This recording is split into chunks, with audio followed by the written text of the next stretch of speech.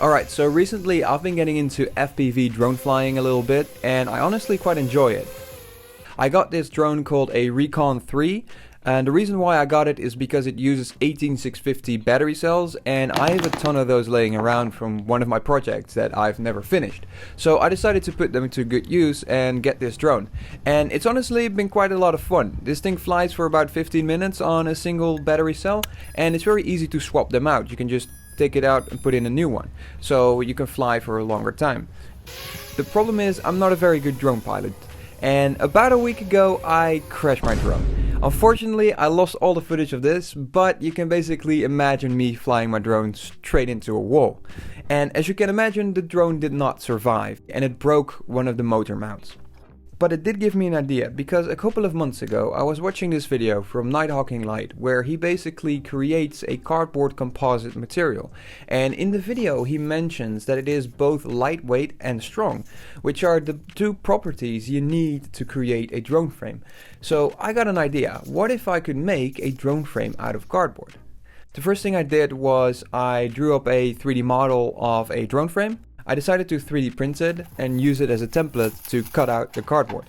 Alright, so before I go ahead and cut out this drone frame, let me quickly explain the technique we're going to use to make this cardboard stronger. So cardboard is corrugated. It has these little ridges running inside of it, and this is what gives cardboard its strength.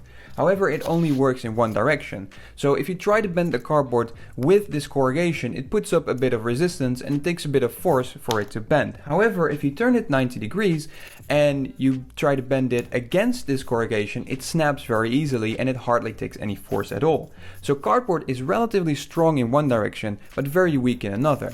Luckily, there's a very easy technique we can use to make a stronger cardboard material. If we cut out two pieces of cardboard and we rotate one of the pieces 90 degrees so that the corrugation aligns in a grid pattern, and we glue these two pieces together, we can create a material that is now strong in both directions. What we've effectively created is a cardboard laminate, or a cardboard composite material.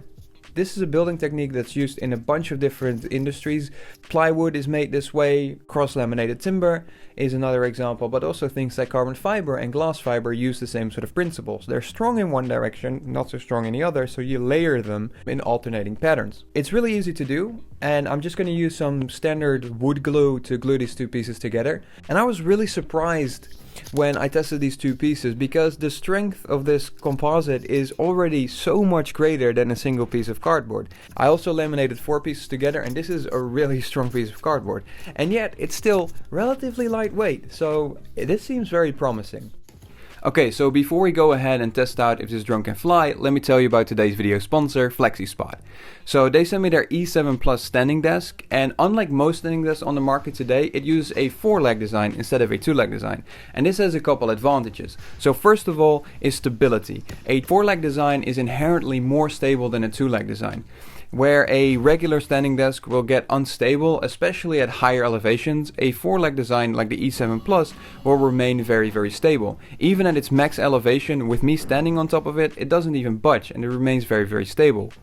You can even move the desk up and down and it remains incredibly stable. The second main advantage is lifting capacity. So the E7 Plus uses 2 very beefy electric motors to simultaneously lift all 4 legs, and this gives it enhanced power. So the E7 Plus can lift up to 200 kilos, which is just insane if you think about it. This thing can definitely handle anything you throw at it, and it can lift me without even breaking a sweat. It has a static capacity of 540 pounds, which is much higher than their competitors, the Uplift V2. The E7 Plus uses a 3-stage leg design, which goes up to 51 inches or 1.3 meters, which is the tallest 4-leg standing desk available.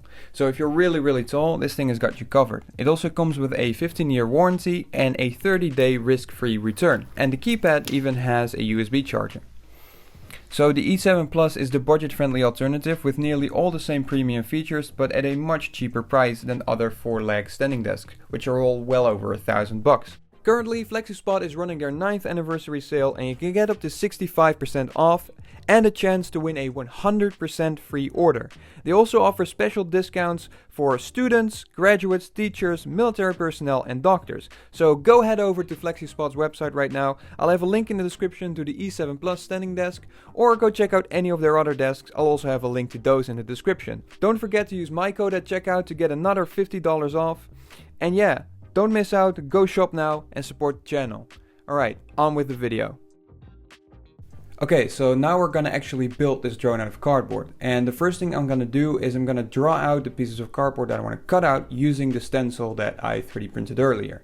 I draw out 4 pieces of cardboard and I made sure to rotate 2 of the pieces 90 degrees. So that in the final result, the corrugation of the cardboard runs horizontally on 2 of these frames and vertical on the other 2. So that we can create a strong composite cardboard material. I use this very sharp knife and it cut through the cardboard like butter.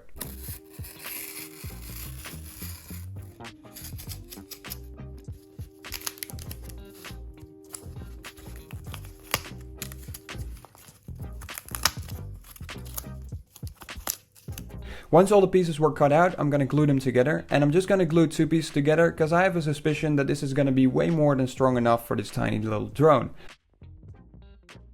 So I'm just going to cover it in a good amount of regular wood glue and make sure that it's spread out and the 2 pieces are glued together. I'm going to use the stencil and a 1 kilogram weight to weigh it down and make sure that the drone is nice and flat, and I'm going to let this dry overnight. The next thing I'm going to do is disassemble the old drone. So I already did a bit of disassembling when I crashed it into a wall, but now I'm going to actually take it apart. And this was a bit more difficult than I expected because the Recon 3 drone uses a plastic clamshell, but I did eventually manage to get it apart. And now we are left with the guts of this drone. And the next day, when the cardboard composite was dry, I had some really good hopes because this thing felt really solid and I believe that this thing might actually fly. So the next thing we're going to do is I'm going to use this stencil again to cut out a few holes to mount the motors and the body of the drone. Once that was done, all that was left was using these tiny M2 bolts to secure the motors and the body of the drone to this new drone frame. And it was done. And this is the end result. I think it looks kind of cool, but hopefully it flies.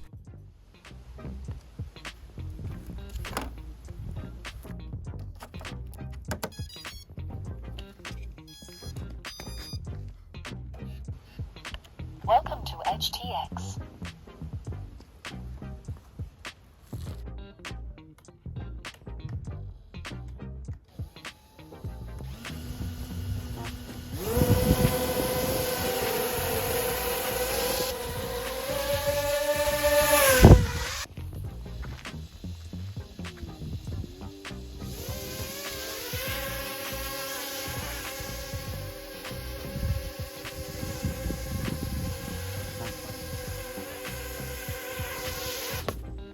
So this thing actually flies pretty well. It's not as good as the carbon frame that the drone came with, but it's actually pretty alright. Especially for a material that is basically free, it performs really well.